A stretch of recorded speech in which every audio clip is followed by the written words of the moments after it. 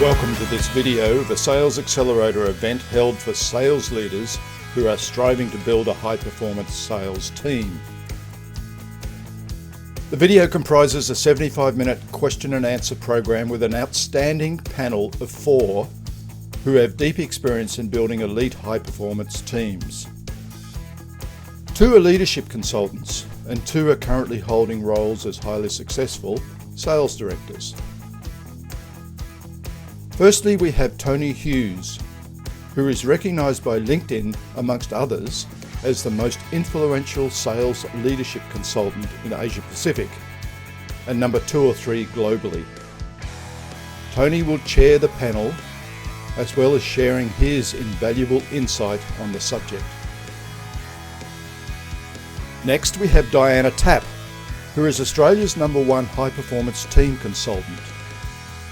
Diana has helped many of the leadership teams in a large number of Australian companies to achieve high performance and will be sharing her learnings from these exercises. Jo Gaines is an outstanding sales leader from Salesforce, where she is recognised as driving significant high performance in her teams. She will be sharing what she is doing to achieve this, and also some of the leadership practices Salesforce have in place to achieve sustainable sales growth. Dan Porter is a sales director in Fujifilm. Previously, he held roles in Canon in Europe, where he drove significant transformation to achieving high performance. In recent years here in Australia, he has been leading transformation to high performance and has some very interesting insight and learnings from that he will be sharing with us. Here is your panel. John, thank you so much. Really excited about the conversation today. These people to my left have got amazing insights to share with us. This is not really a seminar, it's really a chance to learn from people that have been there before us. We all know that lessons in life keep getting repeated until learned, and the smartest people in life learn from often the failures of others. There's a lot of emotional resonance in failure, so we tend to learn more from it. But there's a great opportunity here with diverse businesses. The first thing I thought it would make sense for us to talk about is, why do we need a high-performance team rather than just a team that's performing because it has a high-performance individuals? And maybe to frame this up, for myself in business, I went through a whole cycle over a couple of decades where I started as a seller, got promoted into sales management, and what I found was that the reward for success is just a whole lot more stress. And you go from earning great money and having a lot of freedom to now getting paid at the average, right? So as an individual performer, it's really a great lifestyle. And I would end up resigning as a sales manager, going to another industry that paid more, but as an individual contributor, and think, well, I'm earning more money, I've got more freedom, I've got a young family, I can get home and have dinner with them, but then I get lured into management, now getting paid at the average again. And you're caught in this sausage grinder of being in the middle, all of the people below you that are struggling, these huge expectations above. So I guess the first question is, and I might even start with Dan if that's okay, so why is it so important to have a high-performance team rather than a team with high-performing individuals?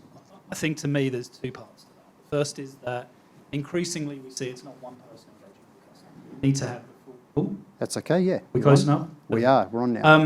You need to have the whole team really engaged. And that team will be more than just the salesperson. Pre-sales, all of the people that go around. Can I just suggest that we get rid of that mic and we'll share... Actually, John's going to give you his mic. That's great. It'll come on in a second. We've just got to unmute it. Test. Yes, that's good. Okay. So I think you've got to have the whole of the team and a much wider part of the organisation now engaged with customers. We see there's probably 10, 15 people involved in major accounts now, not just the salesperson. So the first part of getting a full team is getting that wider piece. The second part is that we've all seen football teams, soccer teams, rugby teams, cricket teams, where you can have the best players in the world and they still don't perform. And then you can take a team of relative unknowns and go and win World Cups with them. So I think to me, when we talk about high performance and we talk about elite performance, it's about getting more people further down the road of performance than you would do normally with just a few people acting on their own. Yeah, I definitely agree with that. Maybe just as a topical thing, and for those that streaming that aren't in Australia, maybe this won't make a lot of sense, but last night we had the State of Origin, and it was really interesting. We had a team of amazing high performers that functioned incredibly well as a team of people. Last year, Queensland was labelled as the worst State of Origin team in history, and yet they won because they just played so well as a team together. So if you can get both happening, you get great results. That's great. Jo, what's your view? Well, I was going to talk about the power of connection. I think that we've all seen, and I saw this actually yesterday, some of my team and I went to an in-person meeting with a customer. And for most of my team, it was the first in-person meeting with a customer they had done in a year and a half. And I just saw the power of connection at work.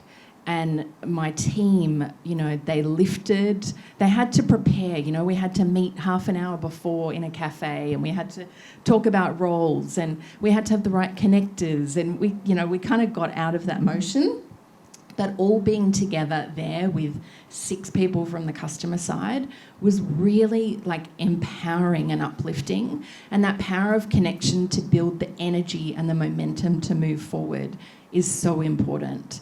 And we're thinking about that now in our spaces. I talk about this a lot in the workspace. Actually, Jo, by the way, just to interrupt, I saw on the news last week, on the primetime news, Salesforce's new office that's being built, and they talked about that space they're building now to really encourage better teams.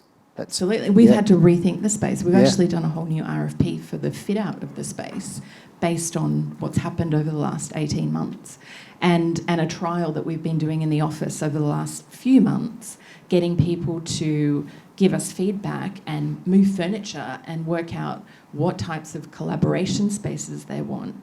And some people are coming into the office only to collaborate. Some of my team yesterday came in only to go to that meeting and then went back home to finish their work.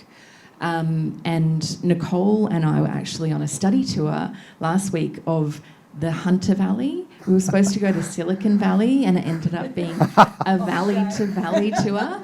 The innovation there was amazing, but one of the topics that was brought up in every session we had, and we had some of the US companies beam in, in the morning over Zoom, was hybrid working, and this consistent theme. And some of you may have seen that letter from the Apple employees to the Apple CEO last week that, Apple said we're all going back to the office in September, and employees said, no, we're not. We're not doing that. You're not going to get the best talent. You're not going to get the best results.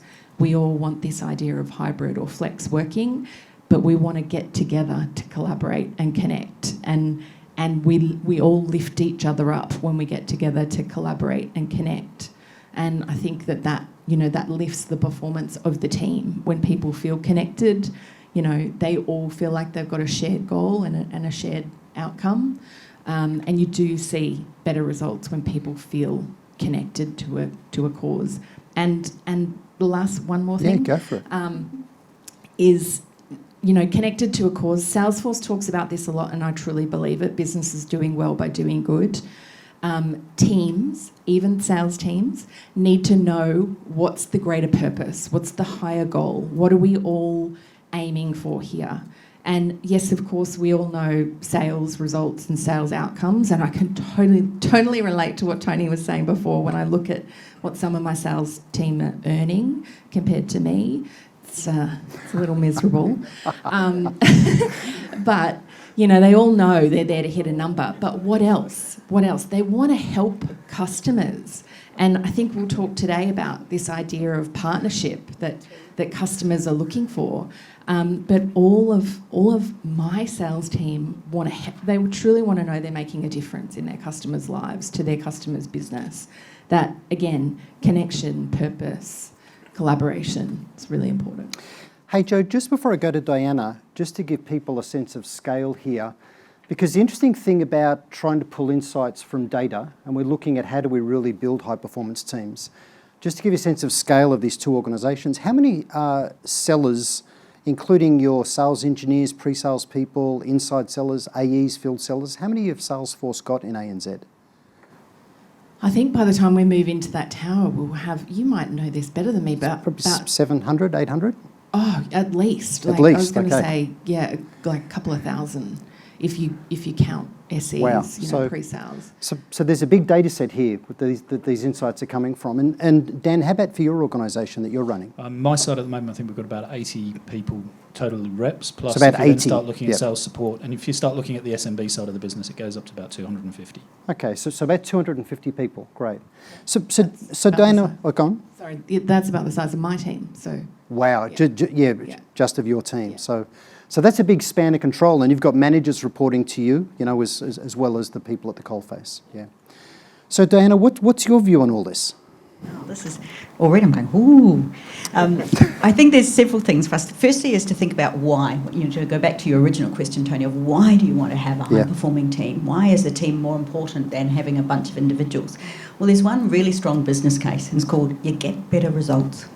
When you have a high-performing team, that's when you see the multiplier effect. So if you look at the whole purpose of a team is we better do better than as individuals, otherwise what's the point of the management, the stress that we're talking about, right? So if you picture your people as Christmas trees for a moment, when you have got a bunch of high performers, you've got those Christmas trees lined up like a flagpole. When you get the multiplier effect, when they really work together well as a team, then you've got, Merrill Lynch will say, 10 to 100 times the performance by those people working it as a team. We see it in the sports field, don't we? That when people are genuinely working as a team and they've got a purpose, as you were saying, Joe, so that's one of the whys. I think there's another really strong why that's coming out of COVID and is going to be really strong in the next 18 months, and that's called you want to keep your top talent. We are seeing more and more that is going to be a major issue. I think it's funny as I reflect now, just prior to COVID, I was giving a presentation on how to retain your top talent. In comes COVID. It's like, holy moly, we don't need to worry about that too much right now. Now we're right back to saying, you better worry about that right now. If people are part of a really strong, high-performing team, that's one of the reasons we see that high performers want to stay. They don't want to just be pick me, not your best people. Yeah. So you need it for the multiplier effect, and you need it for the hard numbers of looking after your top talent. And then I'm sure it's going to come up about that's the why. What's the what? What does it mean to have a high-performing team, and how do you get it? I guess that's going to come up next. Yeah. So I'm going to be quiet until we get to that next part. I'd go with Diana's answer if I was you, Tony. Yeah, okay. So I might just throw to the audience, have we got any questions of the panel around this particular topic? I think we've got a roving mic, and if Wayne's seeing a question online, Wayne's going to ask on behalf of people there. Have we got a question from the floor around this particular part of the conversation? Steve, thank you. Actually, it's interesting you both mentioned becoming sales managers and earning the average rather than your top performance. How do you feel about shared targets, shared compensation among teams that are marketing, sales, pre-sales, customer success, etc.? So this concept of team goaling, and I know, for example, within organisations like Salesforce, certainly for companies I've run previously, we'd put the pre-sales people, the sales engineers, we'd have them on team goaling, and maybe account execs or an individual. Dan, what's your view about what works best? 90% of ours is on individual. Okay. We have a few teams around the country who we've got working on team goals. I tend to find that where those teams are needing to be very collaborative within the group, then I tend to see a great deal of value through that. Where you're seeing much more requirement for driving the business, then we tend to go back to individual goals. So I see a blend, and I think really, even I'm looking at Craig in the audience there now. Craig's just taken part of it away, so we put some some team targets in a bit earlier 2 years ago. He's just taken them away because I think that the dynamic has changed, the environment's changed, the team that we've got has changed, and we need to get them much more focused individually again. So it's a bit of both. Joe? This is such an interesting topic. So we do, to Tony's point, we do have pre-sales engineers who have a team target. Personally, I think it's too broad. It's an overall sales team. It's not specific to the teams they're supporting. So I think it has to be specific enough that they feel like they can have an impact. But also the reason we have that for them is that then they don't end up pushing a solution that perhaps isn't the right thing for a customer. So it depends on the team. Salespeople, so interestingly enough, last year we decided to pay our salespeople double comms in a couple of the quarters. They got double commission for 6 months of last year. They got it again in the first quarter of this year. Wow. And right now they're on 1.5 times commission. We just had our earnings results about 2 weeks ago. Record quarter, record results. I certainly see it driving participation for sure, and they're all individual, but it's 50% of their salary, so it's a 50-50 base. And Joe, I find that amazing, because many organisations would whip out the blowtorch, right? If they would think times are tough, people aren't performing, let's have some more firings, let's fire up the blowtorch, whereas this is how we we're went going to straight send you. into 90 days no redundancies when everybody else went, we're cutting people's salaries, we're, removing people from the business. We paid for childcare. Like we over-indexed on looking after people. And I totally agree with your comments on the war for talent. I think that there's definitely a war. There's no talent coming in from overseas, so we're all fishing in the same buckets. But I think all of those things that we did last year and that we continue to do this year is, it's making it very hard for top talent to consider going anywhere else. So invest in your people, I think. But individual, I think for salespeople, individual goals are, probably the best. And Diana, you see a lot of organisations in the marketplace. What's the perspective you have from multiple organisations? I'm going to be maybe a little bit controversial here and go out and go on the next limb here. I actually believe, because clearly we work with a lot of different teams and different companies, so sales teams being one of them, but teams across the business. I see one of the biggest difficulties in sales teams is exactly what you guys are talking about, that we call it a sales team, but it is not a sales team. It is a bunch of high-performing sales individuals who are rewarded for being high-performing individuals. For as long as you reward people for being high-performing individuals, you cannot pretend that you've got a team. They just happen to have seats beside each other. I'm not saying we shouldn't have individual targets. I'm saying we need both. I believe that we need individual to this part, and this is your commission is going to top out at that point. Then you've got a team goal as well. Get to this one by yourself. You can't get to this level without the team getting to this level.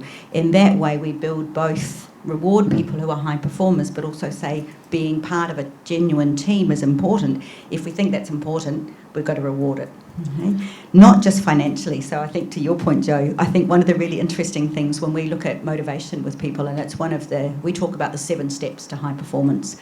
One of those key steps is go the extra mile. How do you get people to go the extra mile? How do you motivate them? And I think simplistically we go, it's about the money, it's about the money. It turns out there are 18 things that drive people, and only 5 of those things are money.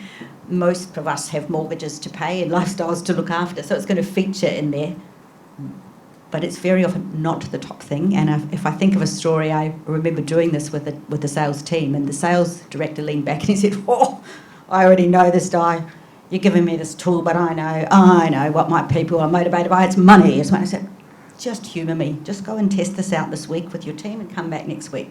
He came in, he was like, I can't say it, the real word that he said, but the real word that he said only had 1 syllable.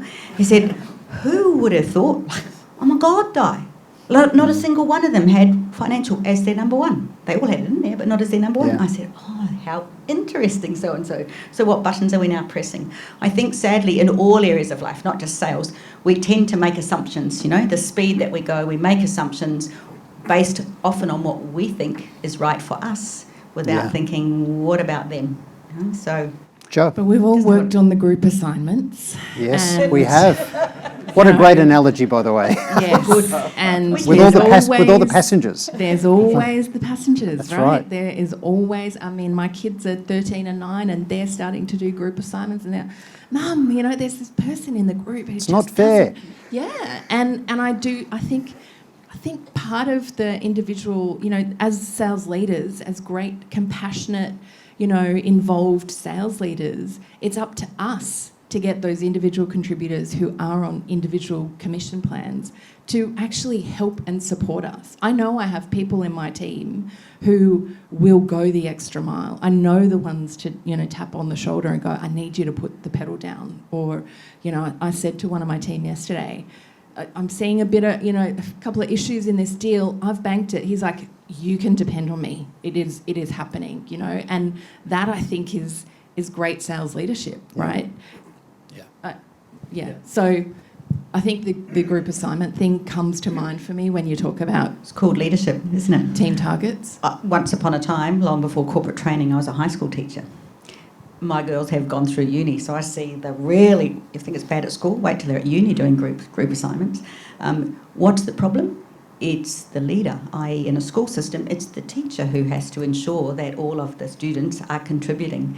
When we are, so to go back to your sales leader, absolutely, it's our job as a leader to make sure that everyone is contributing. What's that goal? What are our roles and responsibilities within it? It's our job to hold people to account. I've actually found where we have done group targets for sales reps, you actually see really quickly that they self-select.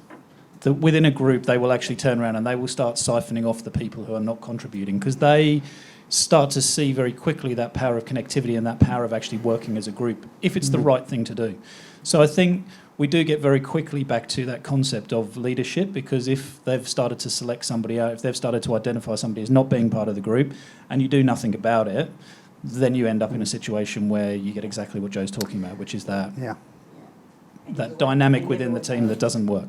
Let me keep us moving, if that's okay. As a follow-up to that, when we talk about teams, we tend to talk about sales teams, as in a group of salespeople. Yep. If we look at a customer perspective, one major customer, there's a lot of people involved in that customer that aren't that aren't salespeople, and most other salespeople aren't involved in that. So should a team be a team of salespeople, or is a team salesperson, marketing, a group of people like a commando team who focus on a particular account? So when we talk about sales teams, we're not really a sales team. It's a team of centre forwards that score goals. But there's a whole heap of other people who save goals and pass and run around in midfield. When I think of a team, I don't think of a heap of salespeople. I think of a group of people with a common goal, which is helping a customer succeed. And that's what I'm talking about when I talk about team goals and team objectives, as well as team compensation. Can I maybe jump in on that just to sort of frame how we can keep this progressing as well? It's a really good question. The thing I found in team goaling is if you want to goal individuals together as a group, the moment the group becomes too big, the goaling becomes ineffective. Yeah. And you get people that resent the fact that they're working hard and others are passengers. Steve, I love where you're taking this as well, and that we really need to think about end-to-end customer experience, right? So we're pulling everybody together around the customer to be truly customer-centric. There's a couple of really good things I've heard in this with what we've talked about so far. If we think about why we need a high-performance team, the reality is that we need to retain corporate memory around what we're doing with customers, so we can retain that customer, we can do cross-sell, upsell, we can support the whole life cycle. So we really need to think about that as the reason that we need team. Because if we lose corporate memory inside an organisation, it's obviously really poor. There's one other question I'd like to ask, and then we'll just go to the question up the back, and that is, if we think about remuneration, and I might just leave this just to the two of you as practitioners with big teams right now, do you regard comp plans and remuneration as a way of driving the behaviours you want, or as reward for success? Dan? Wow. Thanks, Tony. I think it's got to be as a reward for success. I think in a big corporate there are lots of people who have a say in how the comp plans come together. But to my mind, it has to be about actually getting the outcomes that you need as a business. I think the behaviours are about how we as leaders act on the business. And I think that if we accept or don't accept behaviours, if we walk past a behaviour, then we've kind of accepted it. It's up to us to maintain that accountability. It's up to us we talk about being above the line, it's about us to have ownership, us to have accountability, us to have responsibility. And for every time that we go below that mark, then we allow those behaviours to come in. So to my mind, therefore, the comp plan has to be a motivator. It has to be something that is about actually driving the salespeople to go that little bit extra, and they should in turn get rewarded for that. Yeah. So if we put too many gates in, if we start making it too hard for people, then actually what we're doing in balance is we're now confusing the pot altogether, and we're taking away that dynamic. That said, I accept, because I've chosen to work for a big corporate company, that there are lots of other drivers and lots of other opinions and lots of other plans that come into that. So I don't always get it to be just how I want it to be, and sometimes that creates a bit of tension, shall we say. Joe? Yeah, agree. I think a reward for success. I get a say in the comp plan design, but there is an entire global team dedicated to comp design. You do often need a degree to decipher it and to know all the T's and C's around it, which I need to study at the beginning of every year so that I can field questions that come to me daily. But I think that we have some other levers, like we have club and chairman's club. And I had one of my team call me yesterday, and he was one of I think there were 9 people from my team that made it to club. Wow. And it used to be Hawaii. I'm not sure what it is this year. Last year it was cash. It's barrel. Last year it was cash. No. But it's the recognition. And so this sales guy called me yesterday, said, I know I'm doing well. I know I look at my in my Zackley, and I look at what I'm earning, and I see how I'm performing, and I know that I'm doing well. But this is recognition that I'm doing well on a global scale against my peers, and I don't have visibility into that really. I don't really know how well I'm doing. And he said, you've got no idea how much that's motivated me. You have no idea how grateful I am for that opportunity. And the cash he gets, or the holiday, will be nothing compared to what he gets paid for his comp. Yeah. I think that's absolutely true. I think that actually when you start talking about real elite performers and those high performers, then the pay plan becomes just a thing, isn't it, really? It's Correct. one of those things that happens in the background. The kudos of getting on the trip becomes so important to people, and of being part of the club. And when we start talking about driving elite performance, then those people who are on the borderline of that club, once they get a taste of it, they are desperate to go back again. And the thing I've always believed is that selling should be about making a positive difference in the life of the customer. And if that's really the focus and the money's the byproduct is the thing. I know we've got a question up the back here. Would we mind? Just before I say that, the people online, you've been very silent. Please get your questions in. Oh, you got one. We'll go to the question we've got here first, and then we'll go to the online question. But keep putting them in, please. And by the way, feel free to ask the question of a particular panellist if you think that'd be best to answer. Say your name and company. Yeah. Donica Lynch from Programmed. This is a message for Joe. You talked about the power of connection and the face-to-face meetings. Obviously, we're in very volatile times. Many sales teams are in lockdown, particularly in Victoria. Keen to know what your organisation done to motivate staff that were in lockdown that couldn't meet people face-to-face. Yeah, so interestingly, last year, I think we reacted really quickly. Yeah. We started, my team started doing a tips and tricks session every Wednesday morning, and it would just be 3-minute snippets from salespeople to other salespeople, so peers, peer-to-peer, on what's working for you when you're connecting remotely. What are the things that are working? What are the things you're saying? How are you setting up meetings? How are you getting people to show up? How are you talking to them? How are you changing your behaviour? We actually turned it into a booklet, a virtual, an online booklet that we then shared around, and we keep adding to that. And so there's lots of tips and tricks. I'm happy to share some of them with you if you like, that we've learnt and we've taught each other along the way.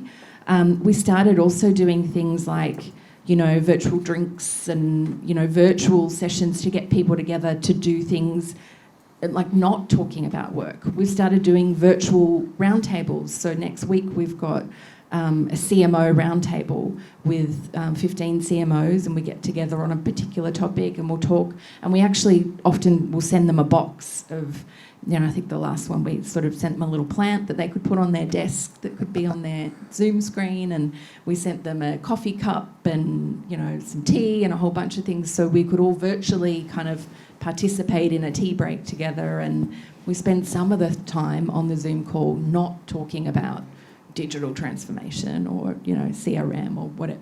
We just connect. And I think that's the bit we've got to keep reminding people is we're doing all of this appointment, setting and turning up for a meeting and getting straight into the meeting, and we feel compelled that we've got to get straight into the meeting because we've only got this block of time.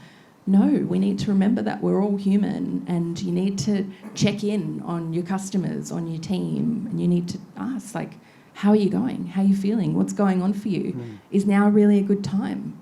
Are you feeling okay? Do you want to do this now? Or do you want to just have a chat? What mood, what mode are you in? I think that's really important. That's great. I love the fact that people don't feel they have to jump in if they don't have anything to say. That's really good. We've got a question from up the back. Wayne, are you happy to share that from the people that are remote, online?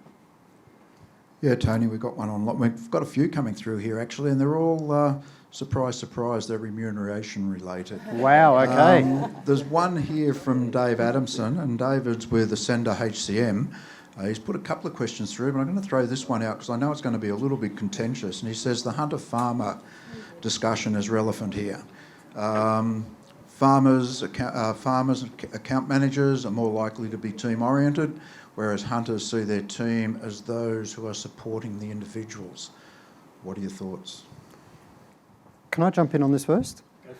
You can't be a vegetarian hunter. If you need someone to go and win new logo accounts, and they need to engage in the difficult, rejection-laden activity of finding a way to break into the world of a person that's never met us, you can't have, in my view, someone with an amiable, people-pleasing, conflict-avoiding personality and expect them to be successful.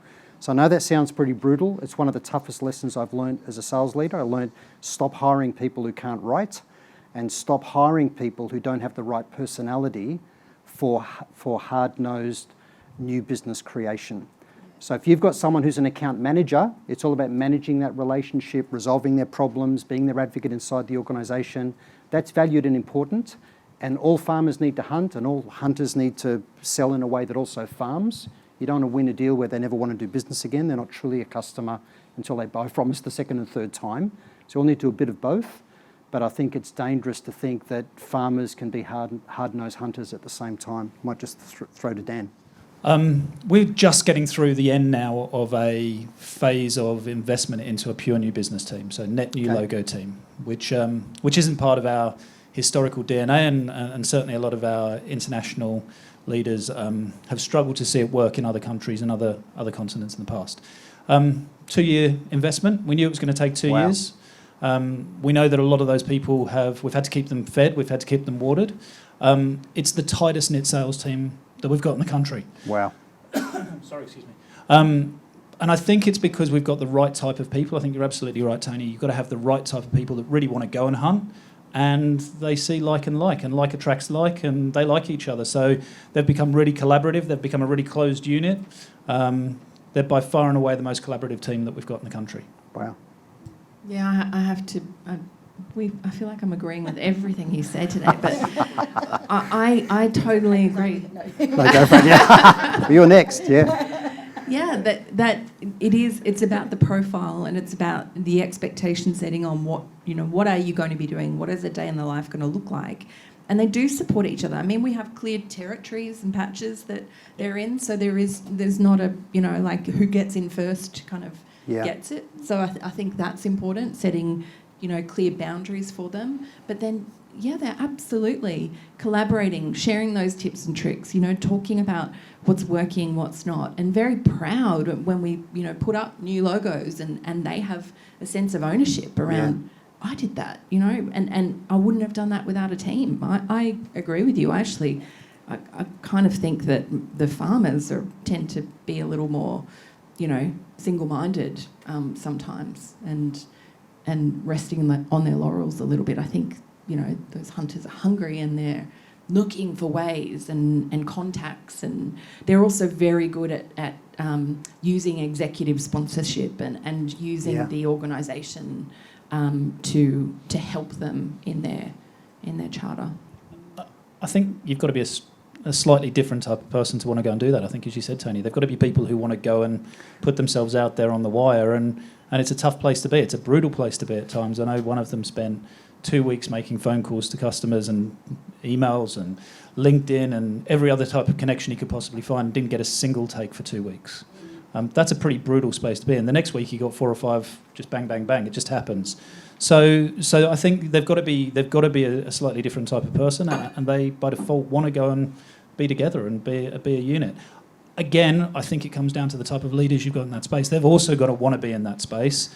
They've got to understand that space, and they've got to be willing and able to coach, mentor, look after, caress, care for those people in those darkest times. Because when you've been 3 weeks on the road with nothing, then it's a pretty tough time, even for the toughest of individuals. Diana, so hunters and farmers, go for it. Yeah, so that's great. Go for it. I heard a really interesting comment, but I'm not going to claim this, but I thought, wow, it's so true about right person and right role. Absolutely. If we think about this parallel to a sports team, and let's go to rugby, because you can probably hear my accent a little bit, so I support that right rugby team. When you look at the ABs, they don't do the haka nearly as well as. And by the way, your rugby team has the most unbelievable culture. It is, best culture in the world. It's exactly what, and they've had times when they've had the best players and didn't win, right? That's right. So it's that part. Absolutely, it is about that overall purpose, and then knowing what your role is. We don't have forwards trying to be backs in the rugby team. This consultant who I was talking to last week had this great thing. He said, hunters and farmers, you try to be both, you're called a harmer. I thought, I like that. And it's that recognition, It's like, how many times do we see hookers trying to be out playing wingers? And I don't know, when did that happen? But it's that notion of we need right people and right roles. That's, again, the reason we get that multiplier effect is actually because people are able to work to their strengths. We're not trying to do the stuff we're not good at, That's the whole point of having a team. What are your strengths? How do you see, though, how those pieces of the puzzle fit together? Because that's where the value is, isn't it? Yeah. I can see when I do my role really well, that's when we as a team fly. If I don't do my role very well, as a whole team, we don't fly. But we've got different talents, we've got different skills. Our leaders, same thing. You don't have an awesome team without having a great captain. You don't have an awesome team without having a great coach. So we're also talking about leadership at multiple levels, not just a great sales director. It's whoever your other sales managers in there. They also have to be great leaders because whoever we report to, that's frankly who those people see as the boss. It's like realise, and I guess that's why, particularly for middle managers, it's one of the hardest places to be when you talk about going up. Yeah, that's where the squeeze is, right? Because you get all the stress. Decisions are often made here. Your team's expected to implement here. You're the squish in the middle trying to make all of this happen with some influence up, but needing to get really good at that. It is a really irate middle manager. I love working in that space, but I think when you are successful as a middle manager, you are so going to make it to the top. Yeah. You are so going to remember when you're at the top what it's like to really have people on board all the way through an organisation. They're great comments. We'll go back to another question in the room. I just want to signal where I'd like to take the conversation today so we actually get there. I'd also like us to talk about what really is the culture that you'd try to create, right? So what really defines the right people in a team and the culture that we'd create. I'd also like us to talk about metrics, the whole idea of managing metrics in a team.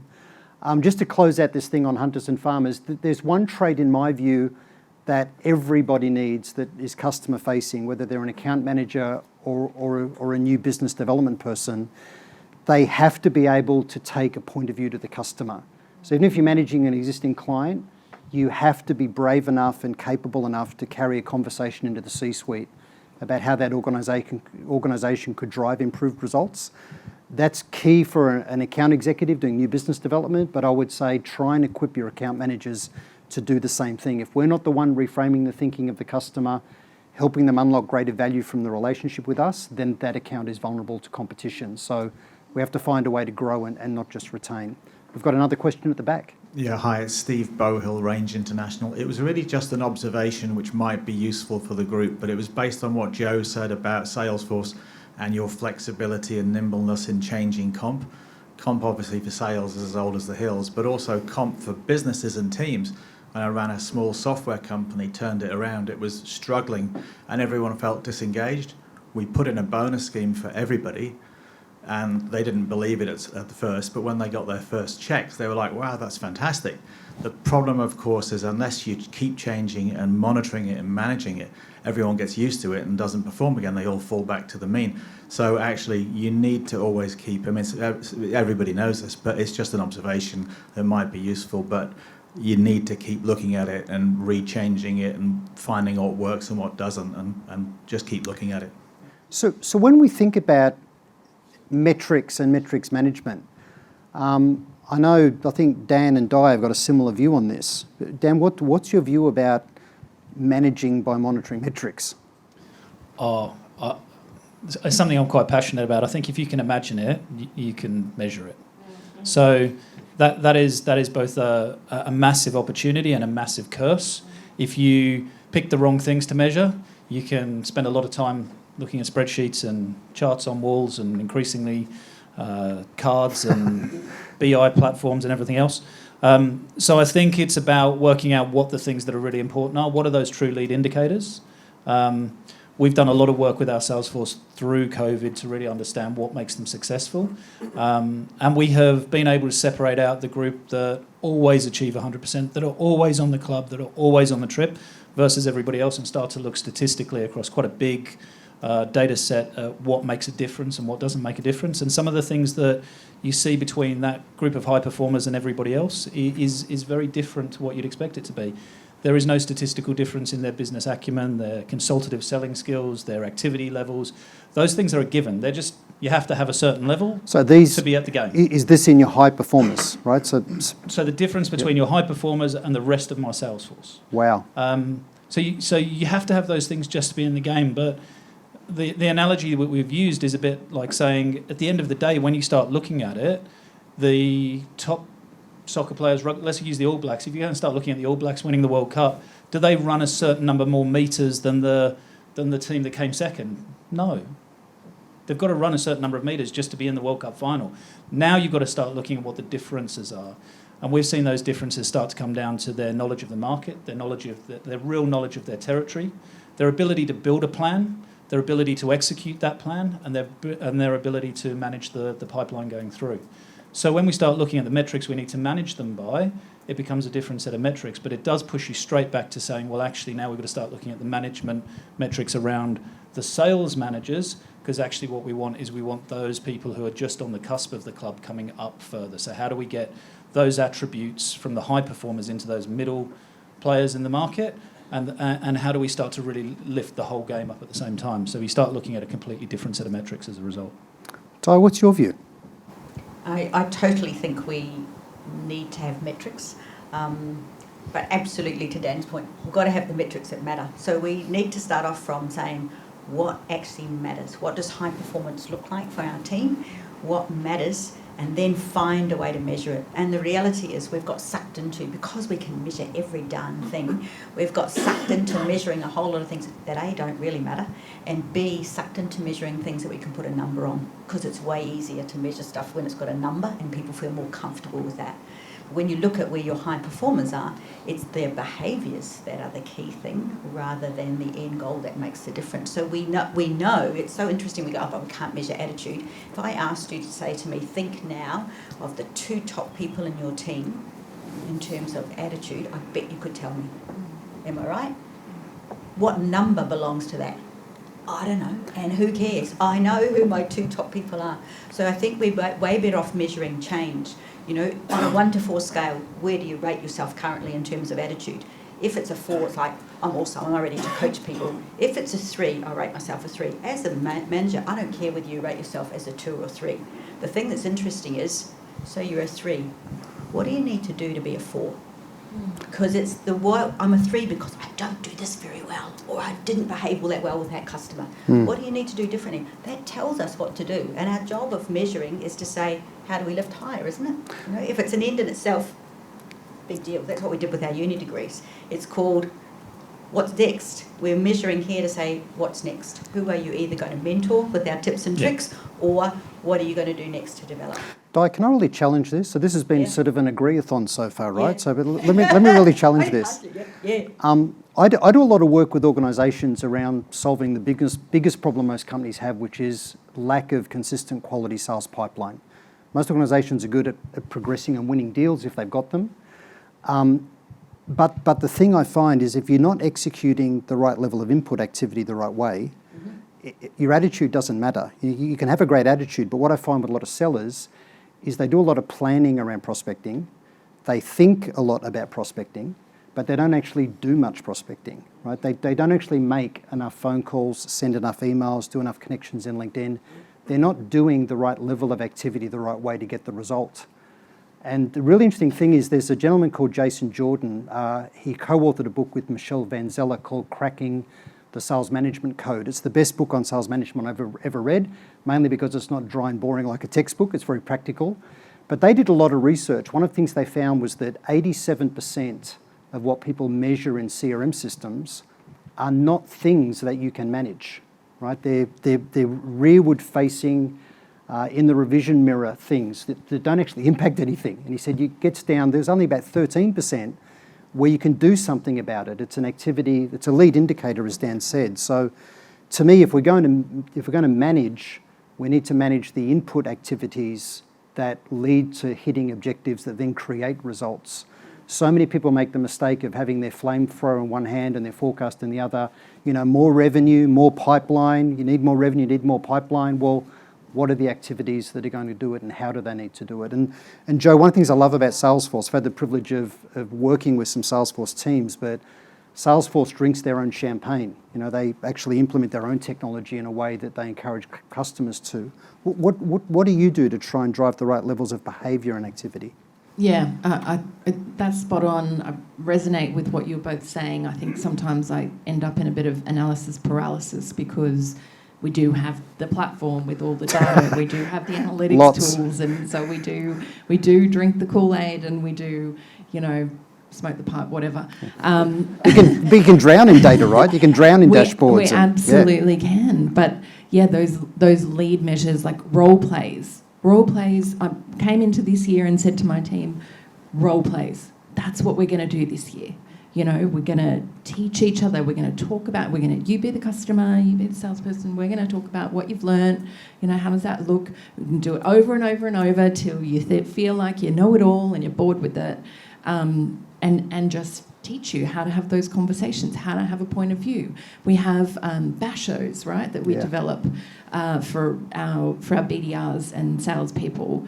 That's effectively like, you know, for an industry, here's how you can actually open a door and start a conversation. And some of these bashos that we come up with, we have all these crazy terms for things, are incredible. Like, you know, people will spend hours working on how do I open a door here? How do I actually, you know, create a compelling point of view that is going to have someone, you know, wanting to meet with me like the next day, the next minute, the next time they have a spot. We work really hard on all of that, you know, pre-sales stuff, all of those pre-sales tools. Events, you know, we've always been an events company, really, and last year we had to, within 10 days, our biggest event of the year, World Tour, has about 15,000 people show up in real life in Sydney. We had to turn it into a digital event in 10 days. We made that pivot. And now what we're doing with digital events, we just had what we call Salesforce Live, and we ran it over weeks, a 6-week period, and we had all this content that was all, you know, super premium content. And now we're putting it out into blog posts and we're putting it into ad campaign, and we're, you know, like we're thinking about different ways to get our events, our content out to get people interested and to drive education. So I do look at a lot of lead indicators versus, of course, I do, you know, the pipe reviews and I do the, you know, ACV, annual contract value reviews, but it's almost too late at that point. Well, then I really love the focus on role plays, because if people are doing the right level of activity, but they're doing that activity the wrong way, they're not going to get the result either. So I really love that. I love that. So we've got another question from the floor. Thank you. From Fujifilm. Joe, I've got a question for you. You talked about how you're changing your office and around collaboration, and we know, like before COVID, collaboration was a bit of a buzzword and we're all trying to work that way. What are you seeing differently now and what the teams need and the business need around that hybrid working and coming back in how you're working that collaboration in the team to get the results? Especially remotely, yeah. Yeah, but also when you bring them back into the office, what's the change in that collaboration and how are you working differently in that space now, because people are working a lot hybrid? Yeah, we have completely changed our space, right? We have a lot of open working spaces. We trialled a booking system called Cubby, I think it was, like booking desks and booking spots. It didn't work because people wanted to sit with who they wanted to sit with and they wanted to sit where they wanted to sit.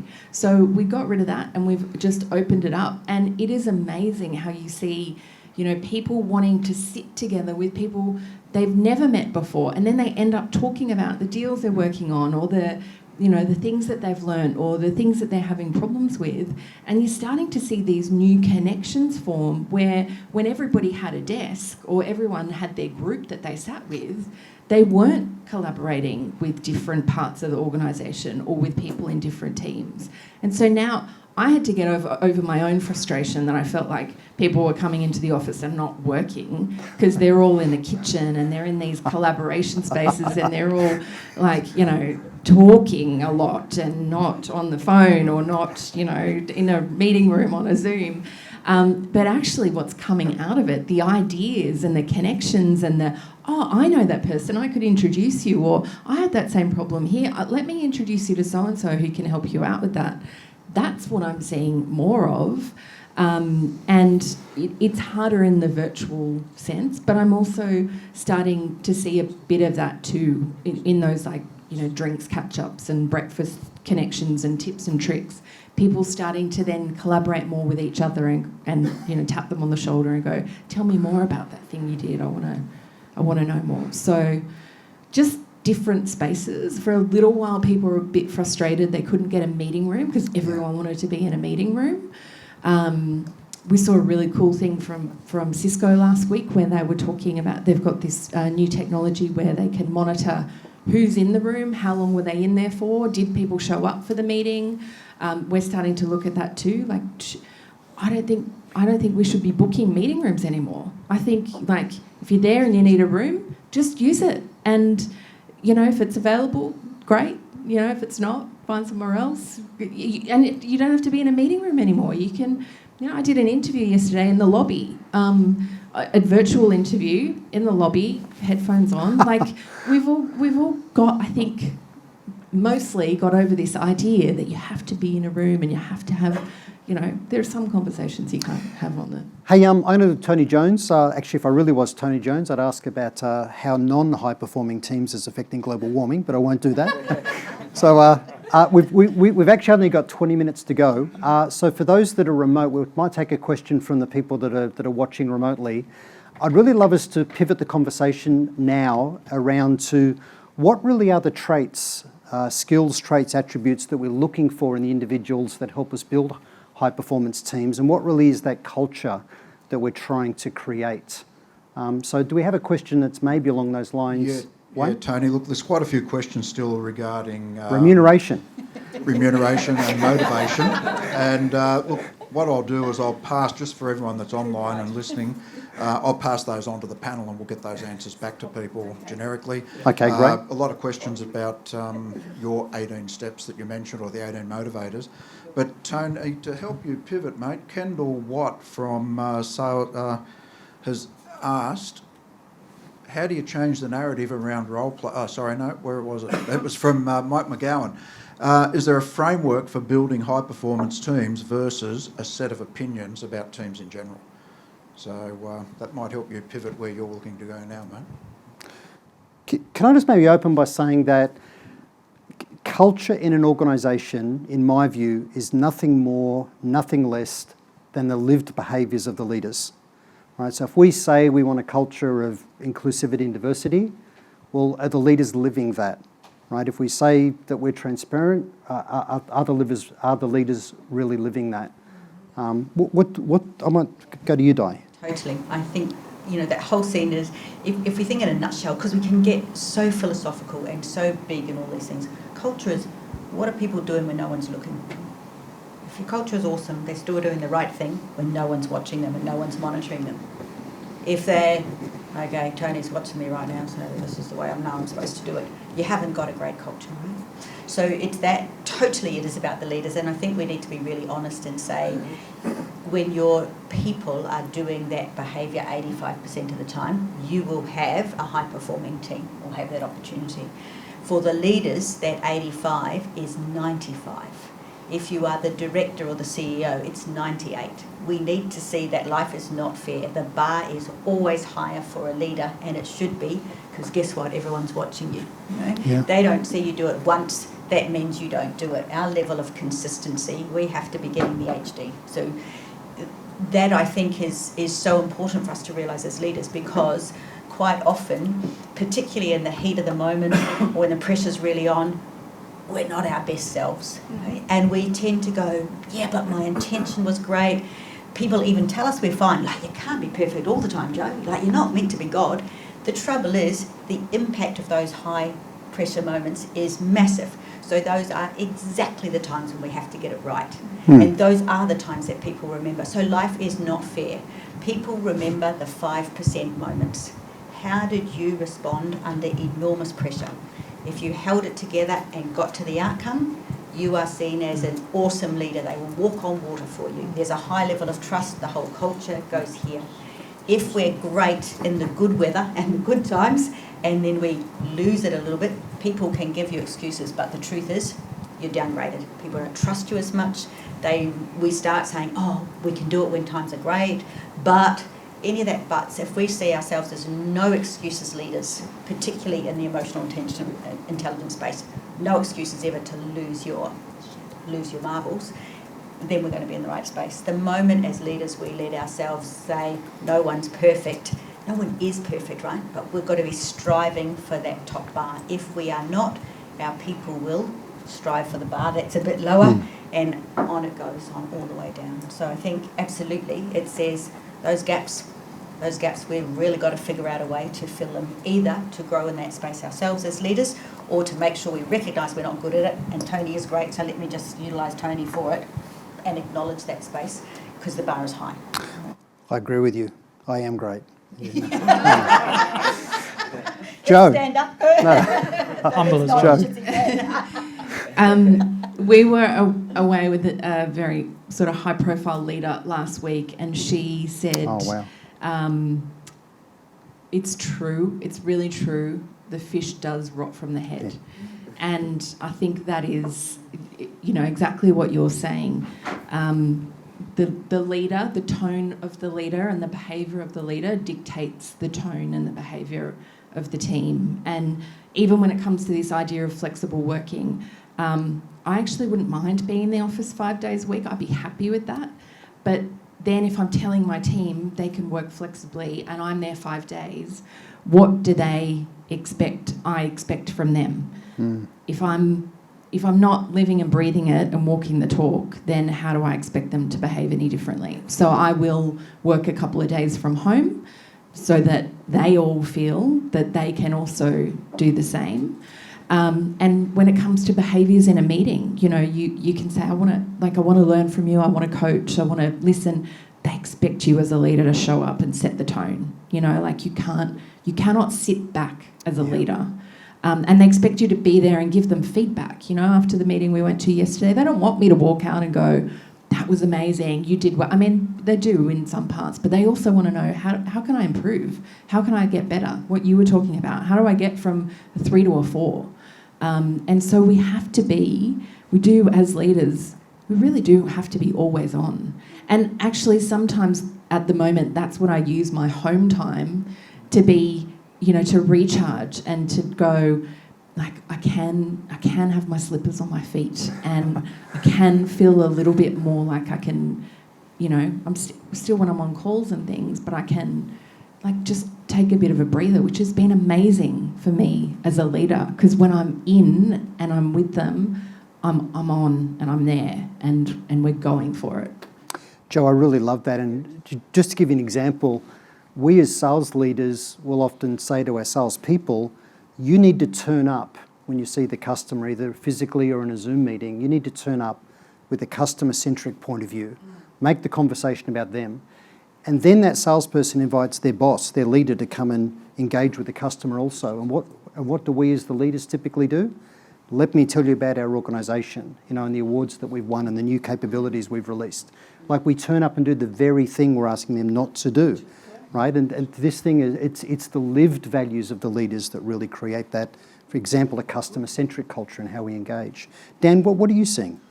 I might be going slightly tangentially here, but I think the question was, how do you build a high-performing team? Yeah. And to me, building a culture becomes something you can do quite programmatically. It's not complex when you sit down and start trying to break it down. So Diana mentioned some stuff around the sort of trust, and anybody who hasn't looked at the trust equation, go and have a good look at it. It is a marvellous tool to use. But I think if you look at culture, it comes down to customs, which are behaviours. It comes down to belief, which is how you act. And it comes down to ideas, which is really what you're communicating. And one of probably the biggest lessons, and Diana and I were talking about this before we started today, one of the biggest lessons I've had over the last probably 5-10 years has been get the right leaders in who are going to help you build the right culture around you. And they are, when you start talking about building customs, then what are the processes, what are the cadences, how's everybody going to run? Because when you start talking about, are they doing it 85% of the time, 95% of the time, that's about the model that you set. And we all have challenges. We do a lot of forecasting in our organisation. We love to forecast. We forecast and then we forecast again and then we forecast again. And that can be really challenging. But when we started out, it was a 2.5, 3 hour process every week. It was murder. It's now 25 minutes, done. Because everybody knows what's going to happen, what's expected of them, what questions they're going to get asked. It's a consistent process. So to me, you can really build those customs in, and you can choose what they are. Again, it comes back to understanding what you want as the outcome and then choosing the customs. The behaviours is about how we act. I think it's really important when you start working with a team to sit down with our team, understand what behaviours are going to be acceptable as the group, agree what they are, put them on the wall if you need to, and then live by them. Dan, can I just peel back one of the things you said? You talked about belief. Do you mean belief in the value of what the company offers the market, or do you mean the personal beliefs of the person? I think when I said customs, beliefs, and ideas, they're the components of a culture. Yeah. So what are the beliefs that we hold as a group? What is it that we have as the core behaviours? How we're going to be? How we roll around here? Who we are as a group? What are those things that we believe in as a group? And are we going to hold each other accountable to those? Great. Hey, we're going to go to one more question, but I just want to put the panel on notice about the last question I'll ask to finish us up. I'm going to ask you, not right now, but after the next question, what are the traits or attributes that you believe are essential in the individuals we hire into a team to ensure that we're building a high-performance team, a highly functional team? So I'll come back to that one. Maybe have a think about that. So one last question from the floor. Over there.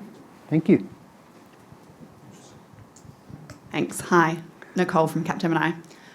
You were obviously talking about high-performance teams, and we talked a little bit, you mentioned compassionate leadership, Joe, which we heard about last week.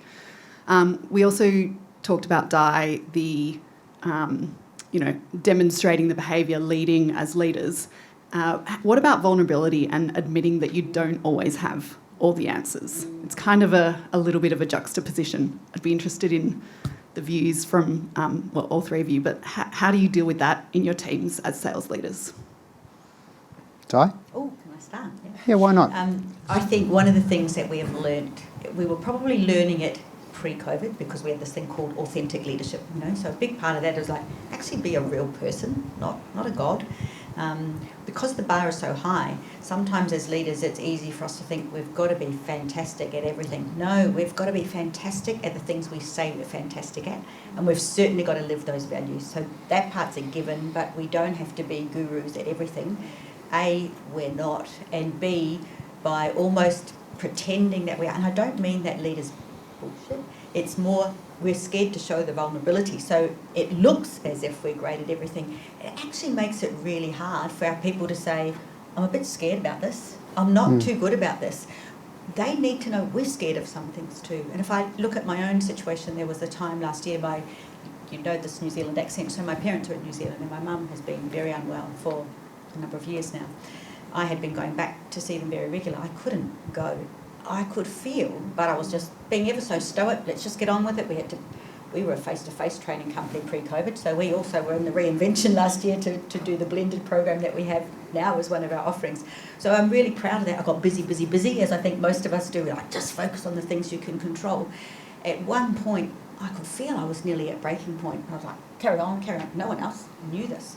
I said to my team, I'm pretty much at breaking point here. We better get the right rocks in place. It was the best thing I could have done. I have never let clients see that. For the first time, some clients, I let them see a little bit of that. We're still going to do the same programs, but it was a very good lesson.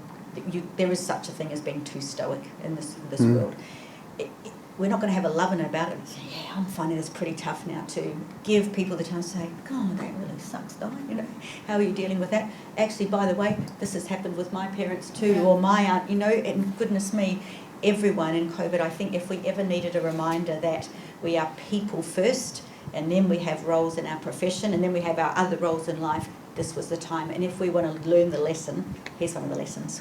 We're people first. Make sure that we do that. So yeah, absolutely, I think we should have it, not wallow in it, but we don't want to make out that we are God or goddesses when we're not. We're people.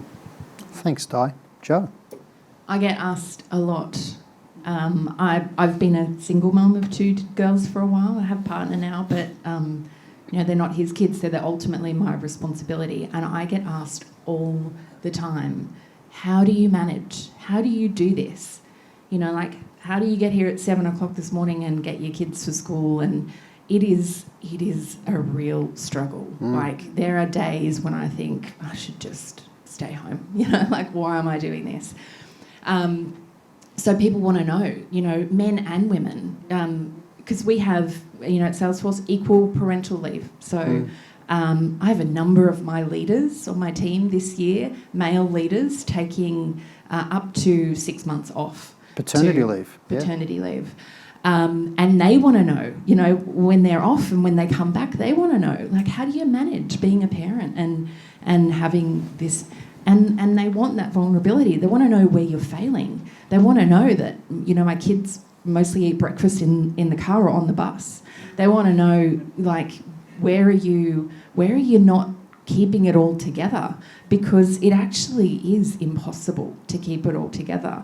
And I outsource a lot of things. And I've always said, as a mother, I don't want to work part-time. I don't want to work less. I just want more help. I want someone to buy my groceries. I hate grocery shopping. I don't want to go.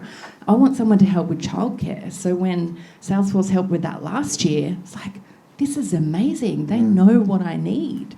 So people want to see that side of you, that human side of you, and they want to be able to relate. It's really important. I completely agree. I think one of the toughest lessons I've learned over the last few years has been that there are multiple sides to this authentic leadership thing. For me, I'm a very emotional person. I've learnt that I can't hide that from people. It is on my sleeve no matter what's going on. So what I have to do is I have to modulate. When I take people up, I can take them very, very high, and they go much further than I go up. And then when I go down, they go much further than I go down. So I've got to keep that line very flat. And yes, it modulates, and yes, I go up and down. But the smaller the gap, then the smaller the damage you do to the people around you. So I think for me, that's one of those things that I'm constantly aware of. I think if I start to see the curve go too far, get out of there. Just go do something else, because all you're going to do is damage things. So there's no point staying. But at the same time, you've also got to appreciate that when you walk onto the floor of the organisation, they don't see your ups and downs. They don't want to see that. 90% of the employees, all of those people who do the jobs that make it essential for us, that are essential for us to be able to go and sell, they want to know that everything's going to be okay. And that's part of the leadership mantras. They want to know that everything's going to be okay. So when you walk onto the floor, know that they don't see you as a guy who's had a really rough morning and rushed to get the kids to somewhere and nearly crashed the car on the way in. They want to know that you walk onto the floor and everything's going to be okay. Yeah. And so keep that in mind, and keep in mind that when you step onto the floor, you step on with passion, you step on with pride, you step on with a can-do attitude. And if you can't, go do something else for the afternoon, because you come back much better the next day for it. Can I jump in very quickly? You can. There's a little trick to this. You can very quickly. We've got Very quickly, because sometimes that getting ourselves up, we need something tangible to do that. We need stuff to be practical. So there are people that we're going to be more vulnerable with because we know that we can and we should. And then there's like, get your game face on, because now you're going out to a new client, or in my case, now you're going into a new workshop. Make sure you have something tangible. So I have, for example, this little ring here. Turn this around 3 times. You're good. You're good to go. I know it sounds really dumb, but having something tangible. I've got clients with a coin in their pocket. Turn it over 3 times. You'll be good to go. We're online, so I need to be careful of this, but you're going for an interview, wear your red undies, you always get the job. A person said to me last week even, it works, Di. It's that's great. We need to understand the power of our subconscious. Use it well. Use it well. Little things make a massive difference. That's great. Okay, to finish up before I just invite John back up, I'm going to throw a little spanner in the works here. You can't say something that one of the other 3 panellists has already said. So the question is, and I'll start with Di, no more than 3 to 5 things, but what are the traits or attributes that you're looking for in the ideal person to come in where you know you're going to get performance for the team? So there is right person, right role. This is probably going to be really easy for me to say different things to the other guys, because one of my absolute beliefs, and it is the fundamental belief of our business, is people can change. If people can change, you can get them into the right seats. You can enable them to change their roles. So when you look at a quadrant model and say you've got your people with the right mindset, i.e. motivated and right belief structure for our company, they're going to be your high flyers, high skill, high motivation level. Then you've got 2 big groups, people who have got the right, as we call them the graduates. They've got the right attitude, but they don't have all the skills that you need. Grab those people on the bus, because it's easy to train in skill set, so you're training them up. You've probably got some people in your team who we call the coasters. They're actually highly skilled. They kind of lost their mojo a bit. They're going through the motions, and I see the smiles, like we've all got some of them.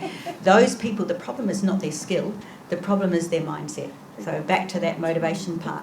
You can move that. It's harder than skill set, but you can move that. So, Di, you're taking all the things for the others, but the thing I'm hearing is... Get rid of your prisoners. Get rid of your prisoners, okay. So, but... Move them up, move them out. Mindset, skills, attitude... But work with the people who are on your bus, because most of us don't have the luxury of saying you're the wrong people, get off and get the right people in, especially when we have this talent. I really agree with that. One of the biggest mistakes we can make as leaders is trying to move the bottom to the middle. Yep. We need to lift the middle to the top. That's But right. Joe... 74%. Move it up. Joe, what are your 3 to 5 things? Well, is coachable, I mean, it's a variation on a theme, but it's not exactly the word she said. I was lucky to be first, Joe. I do look for people who are coachable, so not in that mindset of, well, this is the way I've always done it, and this is the way that works, and this is, I'm looking for people who are open-minded, who are wanting to learn new ways, wanting to expand and develop and grow techniques, not...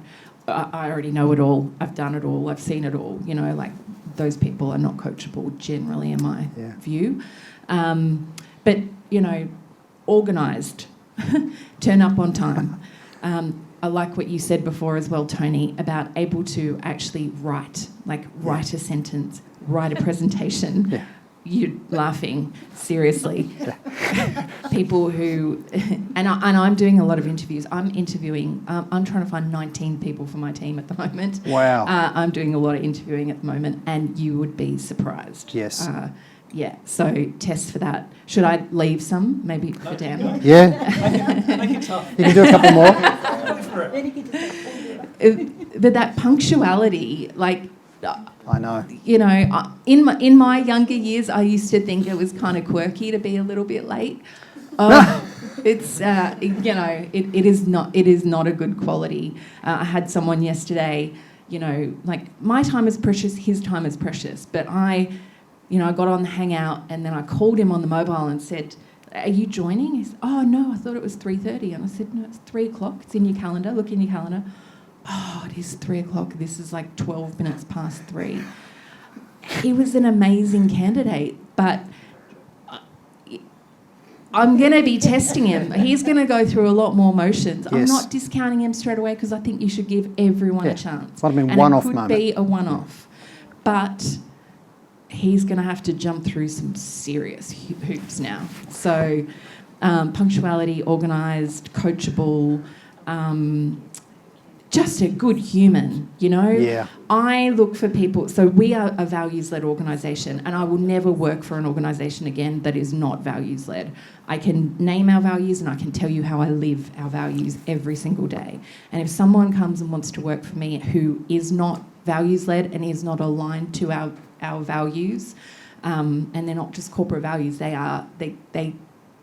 make us universally a better, high-performing team. I will not continue the conversation with them. Joe, thank you. And Dan, you've got 30 seconds. Everything that she said. No, so I think for me, they need to be quite self-reliant. I think leadership's a huge honour. So if we're talking about the sales leaders, I think it's a huge honour. I think it's a huge responsibility. So they need to be pretty robust individuals. They need to be able to take an audience on a journey. They need to be able to understand who their stakeholders are and take them on that journey. They need to be able to work horizontally. We know that what we do now is going to affect the next 2, 3, 4, 5 years, not the last 3 months. I think they've got to be capable of coaching and teaching other people to go on those journeys. And I think above all, probably the one thing that we look for most now is people who know how to get stuff done. We talk about it and want to go back to the rugby terms, the teams that can move the ball up the pitch and keep moving the ball up the pitch. Because if you've got that foundational piece, then everything else can start to play off of it. And the rest of the organisation can start to play off of it. So they're the things that I would really look for in leaders to build a high-performing team. Thank you. And in the interest of time, I won't share. So I just want to really thank Dan, Joe and Di. This is just fantastic. I learned so much. And John, over to you to wrap us up. Thank you. Thank you. You might like to take a seat. Thank you very much to the panel.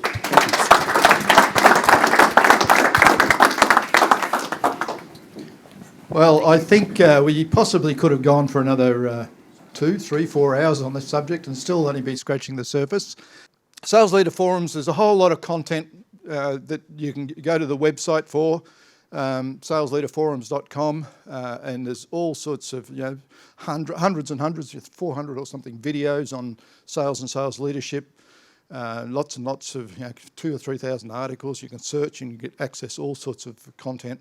There's a YouTube channel that we provide.